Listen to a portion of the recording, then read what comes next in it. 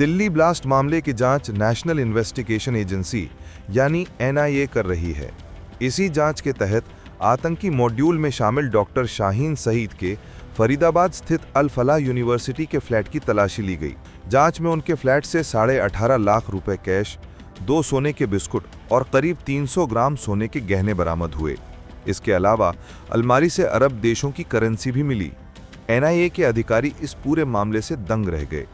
जांच के दौरान एनआईए की टीम गुरुवार रात डॉक्टर शाहीन को लेकर अल फलाह यूनिवर्सिटी पहुंची। यूनिवर्सिटी में शाहीन का 22 नंबर फ्लैट था, जिसमें वो लंबे समय तक रहती रही। टीम ने फ्लैट की अलमारी का लॉक खुलवाया और अंदर एक सीक्रेट लॉकर पाया। इस लॉकर को खोलने पर कई पैकेट मिले, जिनमें 500-500 रुपए के नोट रखे हुए थे। टीम ने नोटों की गिनती की तो पता चला कि कुल 18.5 लाख रुपए थे। इसके बाद अलमारी के दूसरे लॉकर की तलाशी ली गई। इसमें 2 सोने के बिस्कुट और करीब 300 ग्राम सोने के गहने मिले। सूत्रों के अनुसार अलमारी में अरब देशों की करेंसी भी मौजूद थी। डॉक्टर शाहीन के कई करीबी इस फंडिंग नेटवर्क से जुड़े हुए थे और कई गैर सरकारी संगठनों के माध्यम से पैसा भेजते थे। शाहीन 2006 से 2013 तक जीएसवीएम मेडिकल कॉलेज कानपुर में फार्माकोलॉजी के प्रवक्ता और विभागाध्यक्ष रह चुकी थी।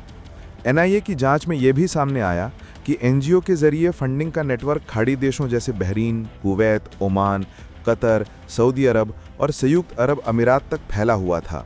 जांच के दौरान एनआईए ने अल फलाह यूनिवर्सिटी के एडमिन ब्लॉक में शाहीन के नाम पर रखे गए एक लॉकर को भी खोलकर देखा। इसमें कुछ दस्तावेज मिले जिन्हें कब्जे में ले लिया गया। फिलहाल इस बात का खुलासा नहीं हुआ कि इन दस्तावेजों में क्या है। सूत्रों के अनुसार शाहीन जांच में सहयोग नहीं कर रही थी और उसे फरीदाबाद लाते समय बार बार टीम को गुमराह करती रही। एनआईए ने सबसे पहले शाहीन को उसके फ्लैट में ले जाकर कमरे नंबर 22 में प्रवेश कराया। टीम ने उससे उसकी दिनचर्या, संपर्क में आने वाले लोगों और फ्लैट में होने वाली गतिविधियों की जानकारी मांगी। इसके बाद उसे मेडिकल वार्ड, क्लासरूम और उसके डॉक्टर कैबिन में ले जाकर वहां मौजूद गतिविधियों और उसके संपर्कों की पहचान करवाई गई। शाहीन किन स्टाफ सदस्यों, छात्रों और अन्य लोगों से संपर्क में थी, यह भी टीम ने सूचीबद्ध किया। इसके बाद शाहीन को यूनिवर्सिटी के वाइस चांसलर भूपेंद्र कौर आनंद के पास भी ले जाया गया। यहाँ दोनों की आमने सामने पहचान करवाई गई। ये कदम इसलिए अहम माना जा रहा है क्योंकि शाहीन यूनिवर्सिटी में रहते हुए कई संदिग्धों के संपर्क में थी। एनआईए की टीम शाहीन को खोरी जमालपुर भी लेकर गई, जहां उसका और डॉक्टर मुजम्मिल का निकाह हुआ था। सूत्रों के अनुसार मुजम्मिल ने सिर्फ निकाह के लिए एक 3 BHK फ्लैट किराए पर लिया था। निकाह समारोह में डॉक्टर उमर समेत लगभग 10-12 लोग मौजूद थे। शाहीन ने एनआईए को इन सभी लोगों की पहचान कराई। टीम अब इस निकाह में शामिल सभी लोगों की भूमिका की जांच कर रही है।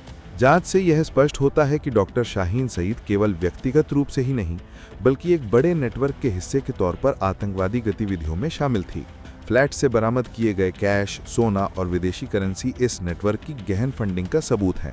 एनआईए की टीम लगातार इस पूरे मामले की पड़ताल कर रही है और आगे की जांच में ये पता लगाया जा रहा है कि इसके पीछे और कौन-कौन लोग जुड़े हुए थे। इस मामले में अब तक की जांच से ये भी सामने आया है कि शाहीन ने एजेंसी के सामने पूरी तरह सहयोग नहीं किया।